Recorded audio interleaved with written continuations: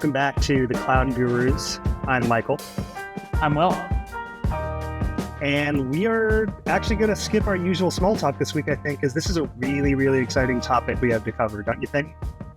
Yeah, listen, I mean, I there's certain things in work that bore me and you have to do them. And there's certain things that you get like legitimately excited about. And this is one of those moments where I'm actually excited It's because we're on video, isn't it? That's part of it. I mean, that assumes that you and I, Mike, don't spend hours a day working with each other on video. I've never seen you before in my life. Yeah, which we obviously do. It will be interesting to have a recorded video version of this, though. That is exciting, but not nearly as exciting as, we're recording this on a Wednesday. Tomorrow we're publishing what we've been teasing for a few weeks now on this forum, which is this awesome FinOps insight report that we'll talk about today. But I legitimately can't wait to get it out there and hear feedback from everyone that will see it. Absolutely. No, I mean, we were just talking about this. I mean, we hinted at it last week, obviously. You and I were talking about it with some other members of our team earlier today. But before sort of diving into what at least we took away from this research and why we why we wanted to do it, I guess I figured I should set the table a little bit, if you don't mind, right? Absolutely. Because obviously FinOps is a term. It's not a brand new term. People have been using it in growing numbers, right? It's been a growing buzzword over the last few years, and particularly the last two.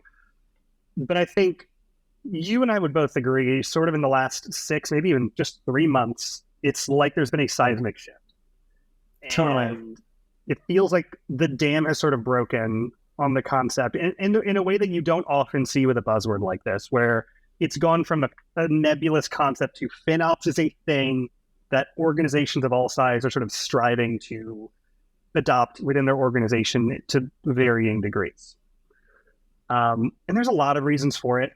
I think, obviously, one of the biggest things, if we're just talking the last, 3 to 6 months, would be, especially earlier in the year, some concerns about global economic downturn, right? Everyone's starting to think, how can I do, not to say this phrase again, but how can I do more with less? Yep. And also in the middle of that, you had sort of this sort of global reshuffling and restructuring of the workforce, where people were leaving their positions, finding new ones, changing up what they wanted to do. And I think that left a lot of organizations scrambling as to who was going to be overseeing, particularly in cloud, right? Who's going to be overseeing the growth of our IT operations, whether it's going to be predominantly on-prem, which is what we've been discussing up to this point, whether it's going to be predominantly in the cloud. Make sure that if, again, we're doing more with less for a variety of reasons, that there is some process in place to make sure that we're not losing our way. And FinOps, I think, very quickly became the thing that filled that gap for a lot of people. Would you agree? I would. I mean, I think, we've put the perspective of now, we've talked about it a few times on this podcast, but yeah, I mean, leaving a post-COVID-19 world where there was just extreme acceleration to the public cloud, and now we're starting to kind of go, okay, we had to do that, and we're now looking at the repercussions of that. 2023 is certainly a milestone where a lot of leaders, as we'll talk about in this study, are going, how do we sort out some of the mess? And FinOps is a key part of that strategy. And certainly, in the 5-ish years that I've been doing cloud cost optimization, from, it was an idea at a practice that I was working at to an established program that we had and a solution to, now working with CloudBolt and talking about some of these problems. I've never seen this much direct emphasis on the formalized FinOps discipline as we're seeing right now. And to that point, I think something you and I have discussed really since we started working together, you are definitely more product oriented. I live in sort of the digital space. I'm looking at more trends and analytics. I think there was an ongoing, not a question, but a conversation between you and I of how real is this trend? Because you see a lot of buzzwords, you see a lot of ideas, and sometimes they explode. A lot of times they either disappear or get mixed into a larger shuffle. And I would say, at least from my perspective, the biggest, most obvious data point that we can have that this is real, this is not just some flash in the pan idea, is even just people posting to LinkedIn. right? You're seeing 10 to 12,000 posts regularly talking about FinOps over the last few months. You're seeing, in particular, just a simple job search on LinkedIn to keep using that platform for FinOps. Right now, you'll see almost 10,000 open positions with that either in the title or the job description or both. Right. FinOps is somewhere in that job description, 10,000 plus roles on any given day. That's wild. Yeah, that's wild. I think the other data point too, and you pointed this out to me, is the growth of the FinOps Foundation, which we as CloudBolt, we are official partners with the FinOps Foundation. But even if you look at it 2 years ago, I think it was maybe a few thousand members, which is not that's not small. But then you look at it today, and it is a foundation with 100,000 active members across 3,500 member organizations like ourselves of varying sizes. And even, the next week is their second ever FinOps X conference. I know you're going to be there along with other members of our team. But you're not going to be alone, because you're going to be joined by leaders from companies such as, Apple, JP Morgan Chase, Target, Oracle, Microsoft, Adobe, Deloitte. I mean, the list goes on and on. Those aren't like small names no one's heard of. I'm pretty sure everyone listening knows every single one of those companies.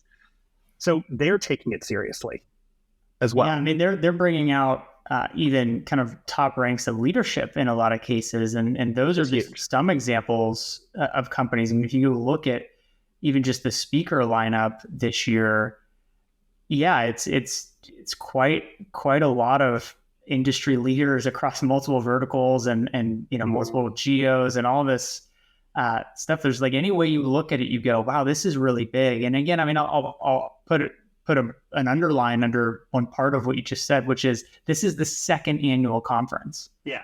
And you've got key leaders at Apple speaking. I mean, I can't tell you how many tech conferences I've been at, in my career. I've never once seen Apple show up, let alone speak, and have a presence. So, there's a lot of things like that where you go, okay, clearly there is a moment happening, and you're right, the dam is broken. And we now have, through some of the study teasing out where we're going with this, we now have numbers on that, which is really interesting. For the first time, we can kind of go, it's not only that we feel that it's a big deal. It actually is. And I think that's why, at least from my perspective, why this study was so crucial and why internally we put a lot of emphasis on it. It's why why we teased it leading up to it, even before we knew the data, why we're talking about it now, why we're going to continue to talk about it. Not to get ahead of ourselves, we are going to do sort of a panel discussion webinar in the future. This research piece we're discussing, it's available in the show notes. It's available on our website. We're going to, make sure that that's out there and easy to find. But I think for us, it's not that we want to figure out if there's a there. That's clear. There is. Yep. I think what we're now trying to figure out is if this is knowing this is real, what does that mean? How are industry leaders viewing it on their own individually? What trends are there? And frankly, even if it's happening, even if it's real, how much more learning is left to go? Because I think that's really critical. Right. It's almost like we just hit the bottom of the mountain and we know we got to climb to the top in a lot of ways. Yeah. So I'm happy to get a lot closer to this. Yeah, I'm happy to kind of walk through, the goals of our study and our methodology. I'm sure plenty of the folks that are reading the research or even listening to this podcast, may not know that CloudBolt has industry insights that we publish multiple times a year. Typically, we've done it, quarterly or at least a couple times a year. And really, we look for the moments in the market and just the cloud operations space writ large where we see themes and trends emerging. And we want to kind of be an outside research agent to understand and explore more, really with no vested interest other than just exploring the conversation and furthering the conversation. And this was one of those moments where through a lot of customer engagements, we felt like, hey, FinOps is really hitting this new level. Let's dig in a little bit more and let's look at this from a different angle than, certainly there's a lot of research around FinOps out there. The FinOps Foundation does it. Some of the thought leaders in the industry have certainly poked and prodded at the problem set, but we really wanted to take a different angle and go, okay, well, there's the problem set, but then there's where are we at in the journey and where do we think we need to go? And what is the real perception on the ground floor from both leaders as well as the engineers and the developers in these companies that now feel FinOps in their day-to-day or operate in FinOps in their day-to-day. So, industry insights, typically we've done that partnering with Gartner when they had a program to kind of do co-research. They've since kind of closed that down and it's no longer something they offer. But luckily, we got an opportunity to work with Wakefield Research in the last couple months. And they were just a tremendous partner. And essentially what we did is we reached out to 500 IT executives, engineers, and developers, all from companies that are kind of straddled across the United States, EMEA, and APAC. And all the companies had to at least have 5,000 plus employees. So larger companies were really in scope here. Now, our original thesis, just to be clear, is we kind of thought that there would be a gap or a divide between how leaders feel about FinOps and how the actual ground floor engineers, developers, and operational people, the people that are really, running the business, on the how ground, they felt about it. Right. And our expectation was that there'd be a variation between the sentiments at the top level and the sentiments on the ground floor. Which is not unique to this. I think that's kind of, especially when these trends happen, that tends to be at least the start of things where it's one group is really into it and others like, I'm not really sure when it comes to. Well, that's absolutely right. Yeah. That's absolutely right. And you think about some of the pre-research pieces that have come out prior to this, like the State of FinOps or the annual kind of FinOps research that the FinOps Foundation does. It talks a lot about the problems. It talks a lot about where I think companies are hitting their head against the wall and going, we just can't unblock these things. We can't figure these things out. And the number one is typically getting engineers to take action. And that's been the case for the last few years. So it's kind of the top touted issue that most companies face. And so we wanted to dig in and explore that a little bit more. But here's the interesting thing before we kind of go into the key takeaways, what we found actually was that there wasn't all that much difference between what the, on the ground floor practitioners felt and their sentiment towards FinOps as a discipline and leadership. Mm-hmm. There was actually quite a bit of alignment, and the percentages were not that far off, typically within 5%, which, I never would have expected that. And I've been on the ground floor of consulting companies for FinOps for years. So that was actually really shocking to me, but it gives a little bit of framing as to why we initially wanted to do this research. But what ended up happening is we actually kind of shocked ourselves, which is, I think it makes it a little bit more exciting, Mike, because we're just like, oh boy, okay. It's not this thing that we initially assumed. There's a lot more to unpack here. And so maybe a tee up for some of the kind of key things we'll jump into. Yeah, absolutely. And to your point too, don't get me wrong, it is fun to be right about a hypothesis, but it's also just as fun, I think, to learn something new. And especially in the world of FinOps as it is, it's still very new, and not actually knowing everything means there is, for everybody listening and everybody, frankly, not listening who maybe should, there is a whole frontier out there waiting to be uncovered. And I would say that was really what we took away from this. I mean, we can distill it down to 3 key points just to list them off, and then we can dive in, right? I think the number one point, which we kind of figured going into this, was that FinOps has arrived.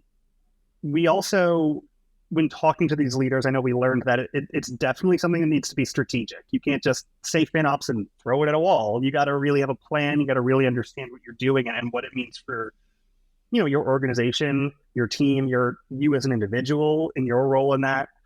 And as a result, I think despite it being real, despite it being important, there's a lot of uncertainty still left to uncover, as we've more than hinted at to this point. So to sort of start at the top and go with the most certain to the least certain here. When we say FinOps has arrived, and we're taking that from this data, what are the data points that were uncovered in this study that really led us to that conclusion? Yeah, what we want to do here, I don't think we're not going to give everything away. There's a lot of insight when you read the full, the full research. There's multiple pages of insight that you can dig through. But yeah, certainly the first theme was absolutely we have now numbers behind the fact that FinOps has arrived. 82% of companies now have a FinOps team in place, and they told us that in this research. An additional 16%, 82% have an established FinOps practice. It's a team. And so, I mean, I guess I can pause there and say, you think about where it has been, the journey for a lot of enterprises has been, this is something we want to do a one-time project on. This is something where we want to put it, attached to maybe a leader as their side hustle, if you will, or kind of their side project.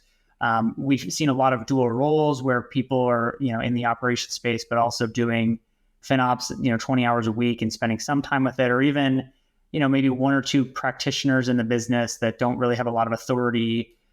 All of that has led to now where companies are saying, no, we have an established discipline. So this is no longer something we're toying around with. We now are investing in a full-time practice for FinOps. And what's interesting is while 82% say, hey, we've got this in place now, 16% on top of that are actively considering instituting one very, very soon. So that brings you up to most every company, 98% has a FinOps practice or will have a FinOps practice. And then we clicked into that to say, okay, if you've got a practice, how long have you had one? How many members? What level of leadership and authority do you have in that practice? Just to kind of round out, like, just because you do have this discipline, how does it sit? How are you thinking about it? Right. Because it's very easy to say, hey, we have a practice, but it's one person. I was going to say, yeah, like, is it just one guy sitting in a room who's like, I'm FinOps versus... Right, which is not a practice. We saw a lot of variation when we asked the question, how many FTEs, so full-time employees, make up that team? The average was 4. And we saw everything from, 3 was kind of typical, but it even went, 5, 10, 15, all the way up to like 30 in some cases, full-time members focused on FinOps. And so that average of about 4 is interesting because, again, in days past, in years past, it really has been a couple people leading the charge. And now you're starting to see the investment in people really happening right now. A couple of the things that stuck out to me is that the investment has increased in 2023. So a lot of companies were saying, yep, it's changed. And, maybe we didn't really have the business case last year. Now we have it. And now there's active focus on this from an investment perspective. And also the level of authority in these teams, in most cases, was director and above, which to me points to something that is almost, companies solving their own problem where, okay, you can put a practitioner in place, but if they don't have strategic authority in the business to get things done, it's just not going to work, right? So having that director or above level was actually eye-opening for me because it means that, not only obviously there's investment, but it's being taken serious and there's a little bit of gusto behind it. And I think that speaks to what we were saying earlier about how this is like, there does seem to be a little bit more synchrony than usual between leadership and those sort of on the ground floor and everything in between. That's right. And certainly in very strategic functions in the business, such as this, if you don't have an advocate as a part of that team who has some ability to go above their role and make decisions for the rest of the business, you're just not going to have success. So I wouldn't have been shocked if the answer was, in most cases, there's not a level of leadership as a part of this 4-person average FTE, but the fact that there is director and above typically is very crucial for the success, in my opinion, of FinOps. So there's a little bit more that tells us, that it kind of boils up into this theme, or sort of rolls up into this theme of FinOps has arrived. But it's cool that now have the data to go, yeah, no, it's pretty much every company. There's investment happening, and it's not just a couple people anymore, right? It's not just a coat closet. It is they're at the table in a lot of ways with their peers in the IT ops and SecOps and the DevOps and on and on and on. And it is now fundamentally seen as that important in the business. So with that in mind, I kind of want to segue that into key takeaway number 2, which is now that if these teams are either established or they're getting established, there's, basically to even make this simpler, 4 out of 5 organizations that we talk to right now have a FinOps organization with an average of basically 4 employees that are tasked with it. What do we mean when we say that FinOps is strategic? Yeah, it's a good question. I've actually received that from a few people internally and some of the folks that have been asking, because it is different, but maybe at first glance people go, no, it's not. But it is. And here's what we mean. Just because it now has a seat at the table doesn't mean all things are equal. And what I mean by that is we ask some very specific questions around, okay, maybe it's arrived, but at what level is this focused? Where does this reach? How high up does this go? And is the feeling of most leaders in IT that this is something that is a cornerstone to their success, or is it something that most companies are just now kind of exploring and holding off to the side to see what happens? That was kind of the thought process in some of these questions. Here's what we found. 71% of respondents indicated that achieving this year's IT goals, so 2023 IT goals, all of them, without a FinOps practice would pose a significant challenge. So not only is this just, hey, we need this team to operate, it is, no, this team needs to be in place, this practice needs to be in place. And if it's not, all these other things that we want to achieve will be significantly harder to do without FinOps. So it's almost like them saying, this is a linchpin in our success. And that, to me, there's a couple other versions of that question. You can go look at the results when you read through the research, but you look at all these data points and you go, overwhelmingly, people feel that this is needed and it is super strategic. It's not just, hey, it pulled up a seat to the table and it's part of the conversation. It is, in a lot of ways, leading the success of some IT organizations right now in the context of what they're trying to achieve, at a larger scale. And then, the next one, which I thought was probably one of the more interesting points for me, was where is the tracking of success? At what level of the organization is the tracking of success reaching? Okay. What I mean by that is oftentimes you have, IT leaders that go, yeah, this is really important and it's a linchpin in our success for this year. It's a part of our, success criteria for this annual cycle. But what does that but mean? That doesn't necessarily, does it go up a few levels? Like, are people above your typical IT team focused on this? Here's what we found. 58% of respondents stated that the KPIs and metrics for their FinOps program are reported at the C-suite or above, even all the way up to the board of director level. So I want to add a little bit of context to that, maybe. So what we're basically saying, or I shouldn't say what we're saying, what we're being told by the people we asked is that even though this, FinOps as a concept is only a few years old, the organization has sort of ballooned very quickly over the last few months. Even the conference FinOps X is only 2 years old as of next week, despite the nascent nature of this concept. Yep, very novel. Already we're at nearly 60% of organizations that we talk to, large organizations, saying this is getting reported at the very top of the organization. Yep. The C level, and it's multiple people at the C level. It's CFO, CIO, CTO, CEO in many cases, and the board of director.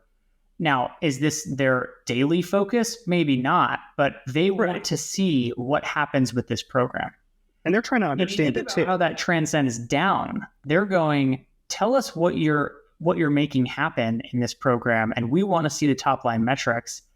Again, for it to be at that level this early in, I would just say the progression of FinOps as a discipline, that says, hey, it's not just that it's arrived, it's strategic. And I like to make the comparison. It's not to, undermine any other part of the operations. But, obviously I've been in cloud consulting in a past life, and there was plenty of projects that we worked on that were significant, had significant impact to the business, had significant monetary, either revenue attached to it or potential risk and loss attached to it, that never had the eyes and the ears of C-level and board.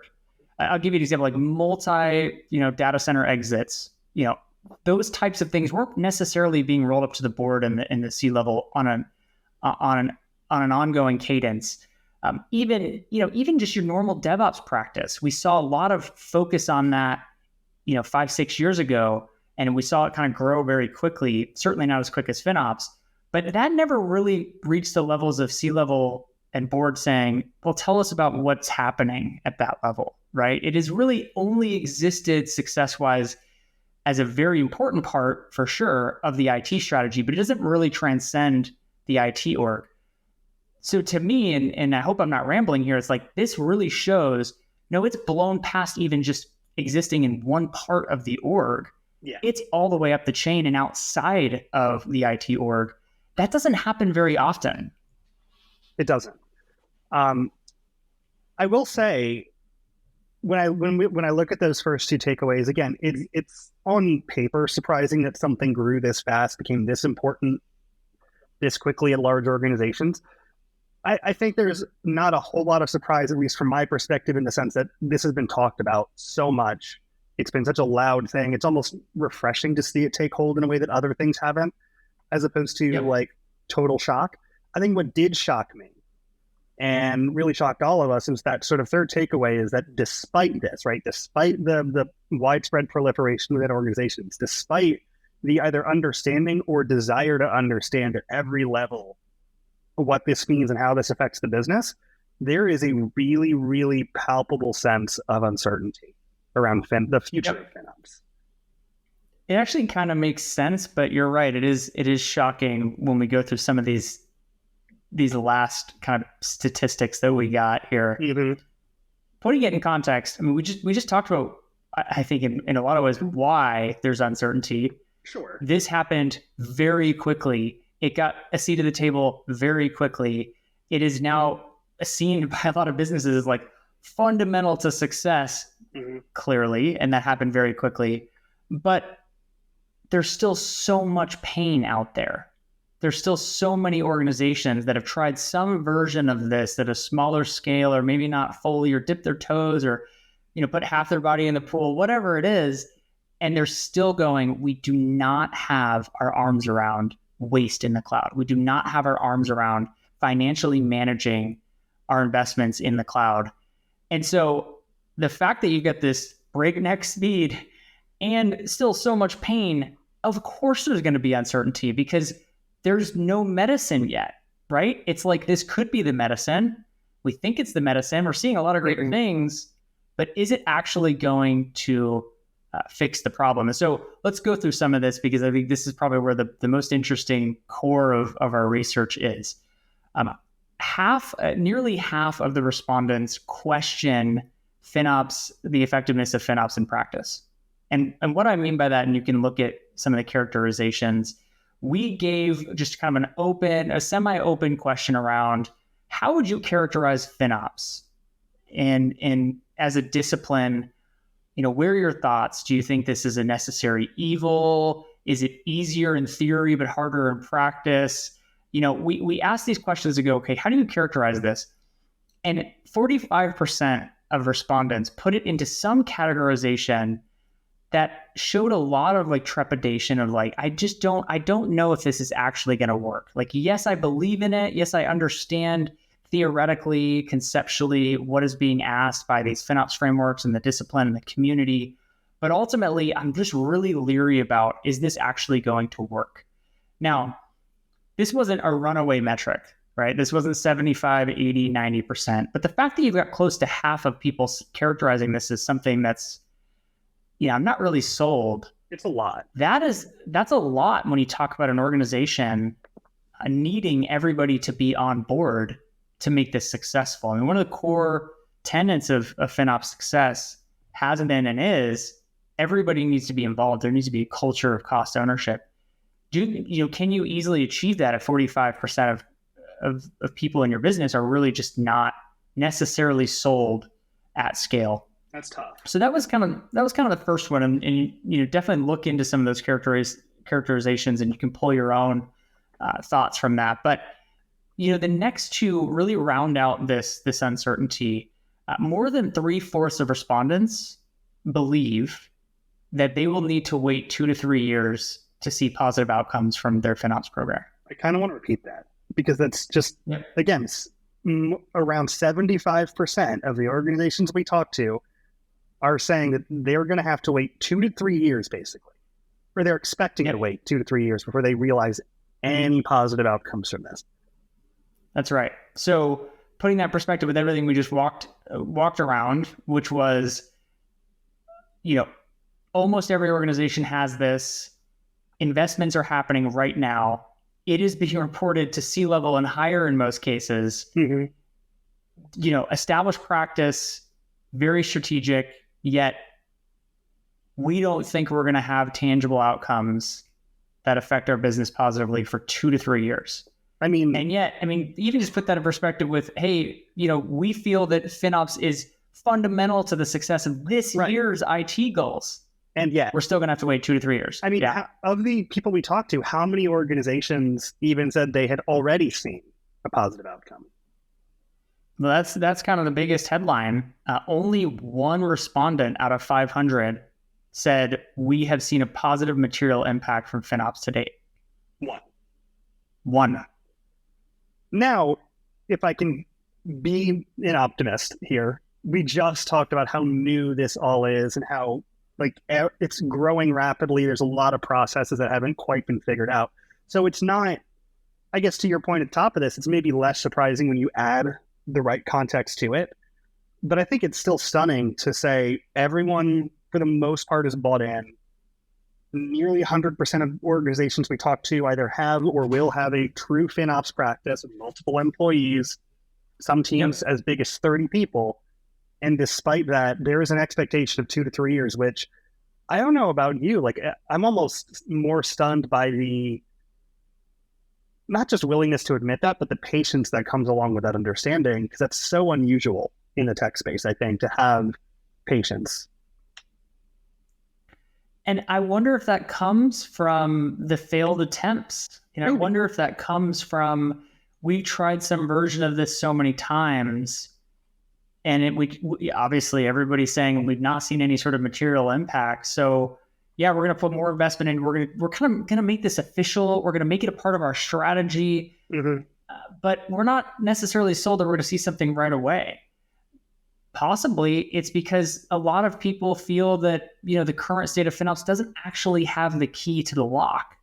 And it's nothing against the FinOps community. We're all, and I put myself in the community as well, we're all trying to figure this out over time. And it certainly through the collective voices in the FinOps Foundation and beyond are making everybody's lives a little bit easier because we're learning as a community, which, and hats off to the FinOps Foundation, because that's just really, really cool. It's cool. It's unique. It's unique too, I think. Very Something unique. like this. Yeah, very unique. Usually you use your own internal, culture and community to sort things out. And it's not until people start to migrate from organization, company to company, where those practices start to evolve and become shared and more common.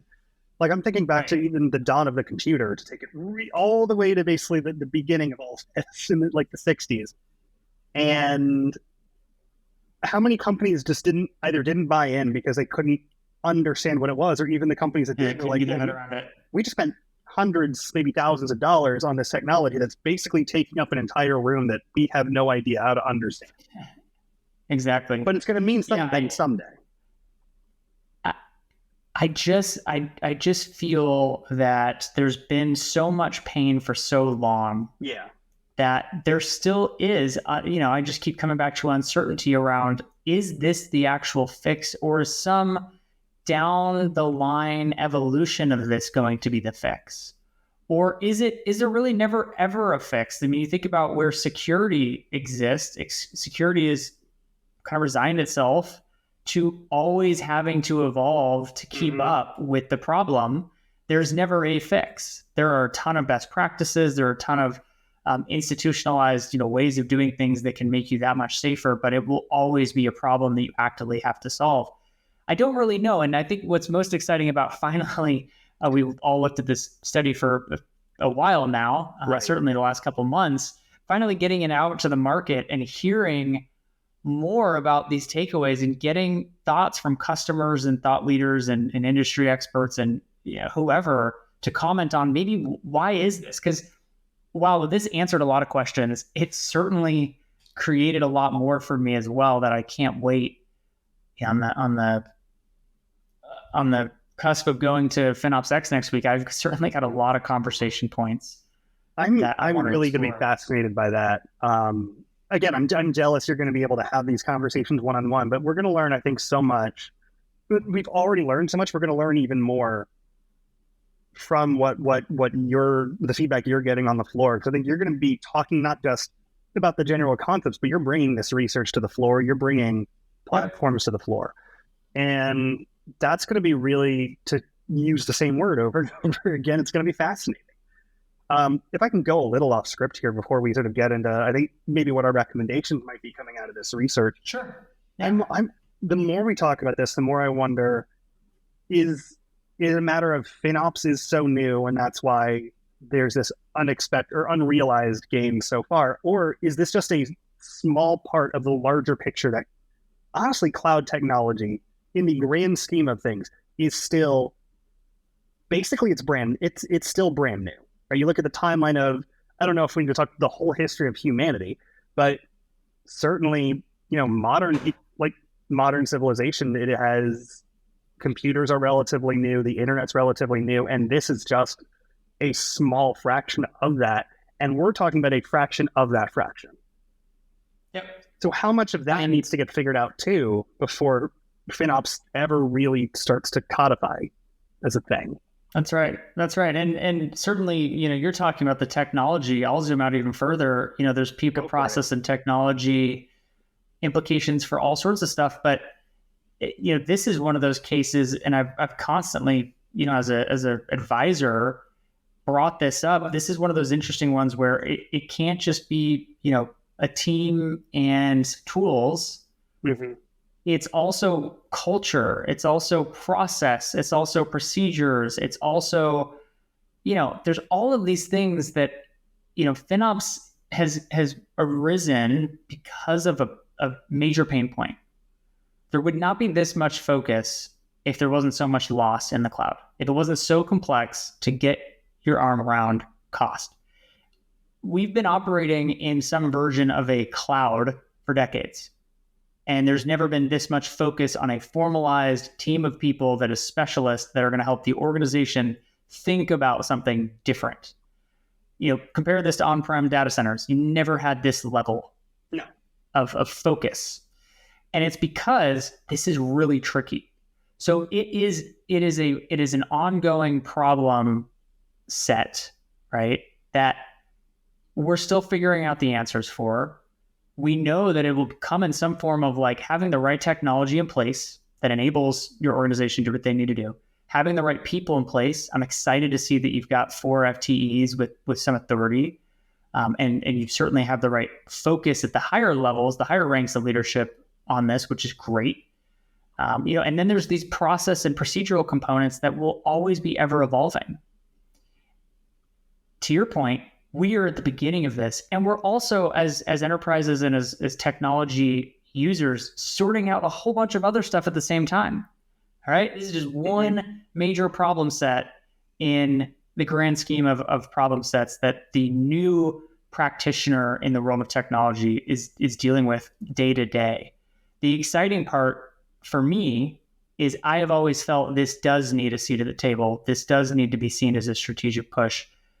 I mean, I'll go back and talk about some of the customers I've worked with in the past we would come in as advisors and their FinOps program would fail because they didn't think about it the right way. They didn't invest in it the right way. They didn't give it the right authority. They just expected an outside consultant to come in and fix it for them. Right. And it never was going to work that way. So it is very exciting for me to watch this timeline and go, okay, we haven't climbed Mount Everest yet.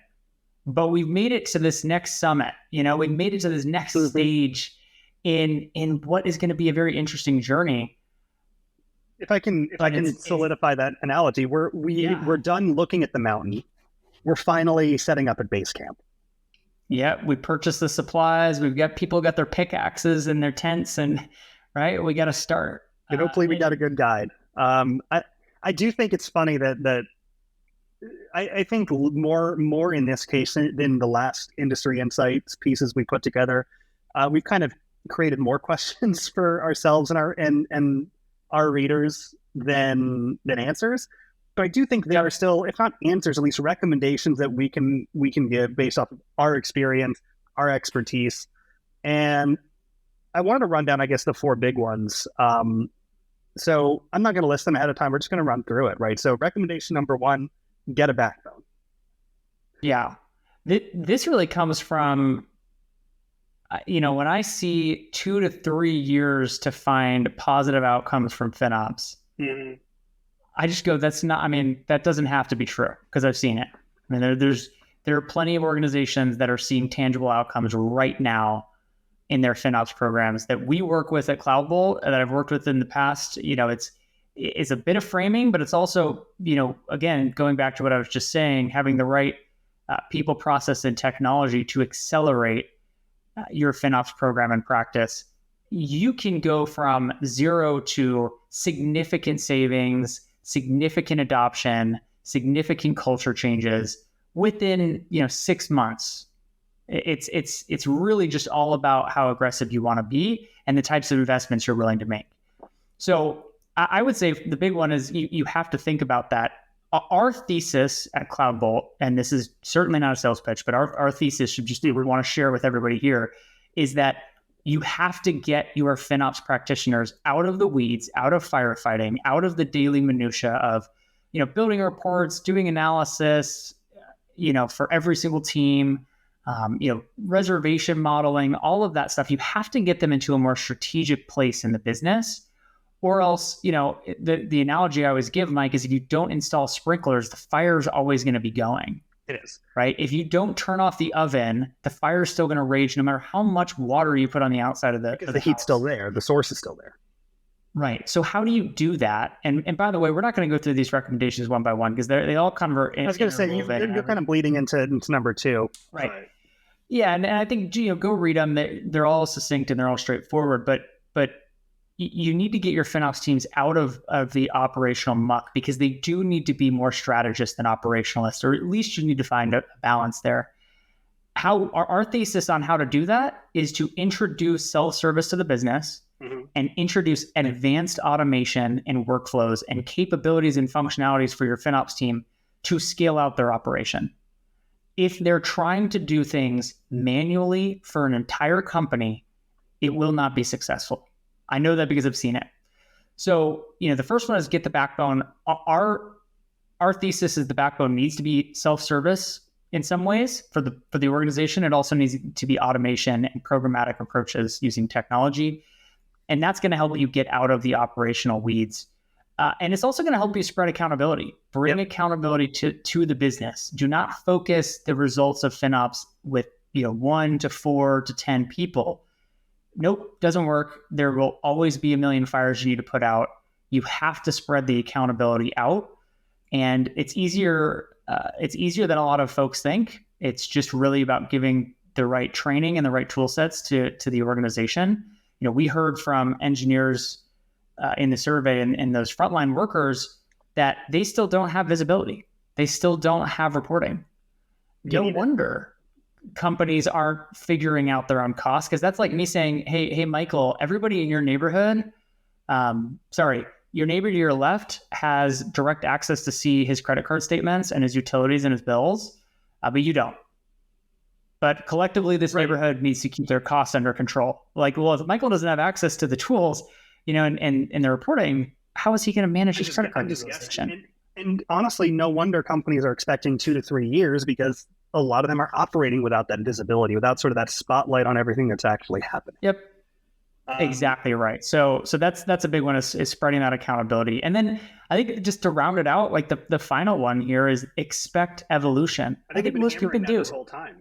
Yeah, most people do. It's not the current state of FinOps is not a framework that you take and you just, it's not an architectural diagram where you go, okay, if I take this as an architectural diagram and I just copy paste it onto my organization, boom, we're going to have success.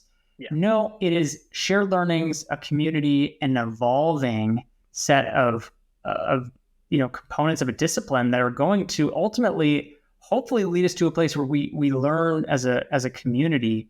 There are certainly steps you can take right now that are going to make it a lot easier, but the FinOps that we know today is not going to be the FinOps next year and 4 years. I can say something. I can say something that might be a little scary, but it's important to keep in mind. But to that point, is as we're all learning together, right? We're sharing this information, we're sharing processes. We're gonna start to realize gains, if not sooner than 2 to 3 years, then within 2 to 3 years is the expectation. The answer is not going to suddenly be set. I think there's a lot of people who, even when you expect the change, you're like, all right, we found an answer. That's the answer. I think this is not unique to IT. This is not unique to any industry or really to any discipline. That there is never one true answer. People will continue to evolve. Technology will continue to evolve.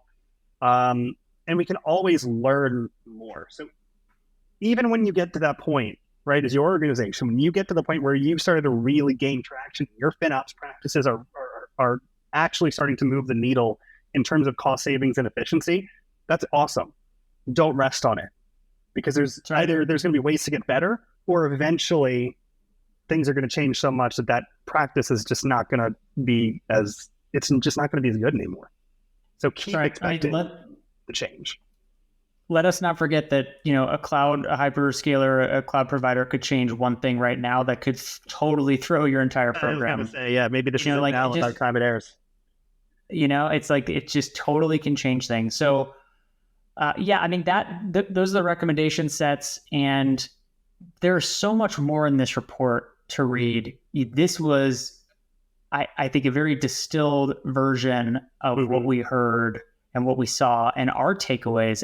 I believe there will be more as more people read this and think about it creatively, and synthesize, these different data points and come up with other themes, certainly, that we didn't pick up on. But this was a really cool piece of research, and I'm so excited again to get it out and hear how the market reacts to it and how other people interpret it.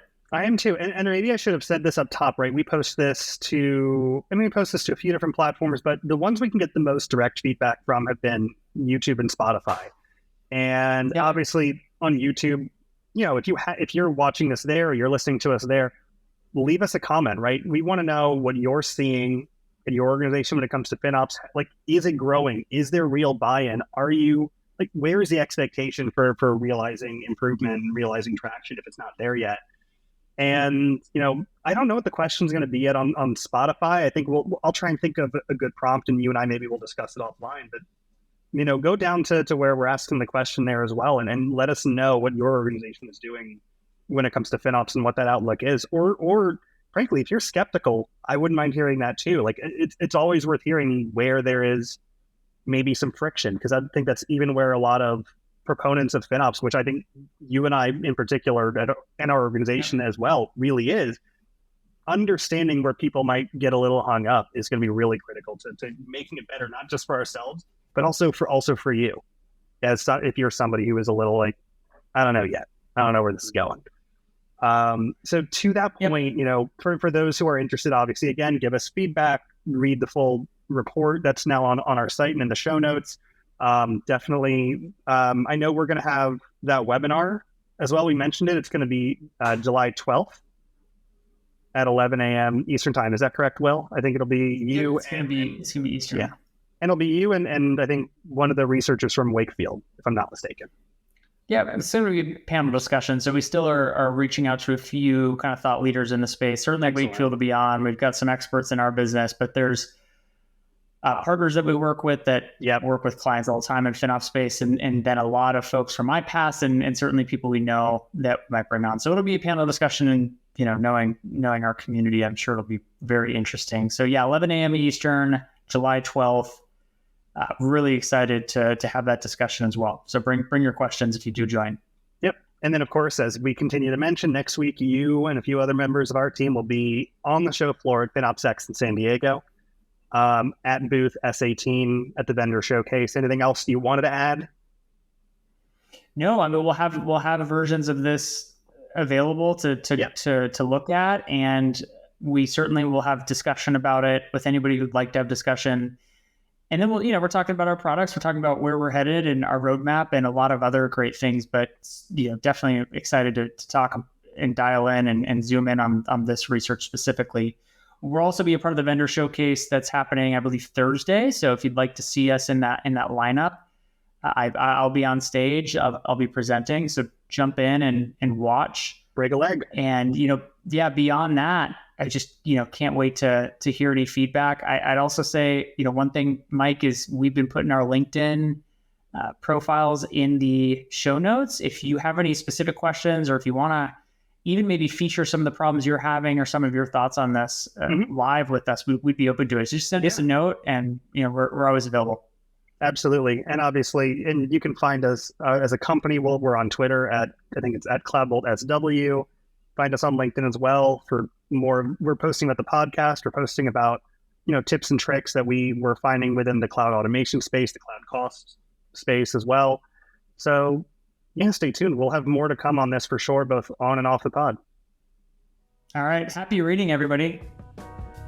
Thank you so much. Talk to you soon. Cheers.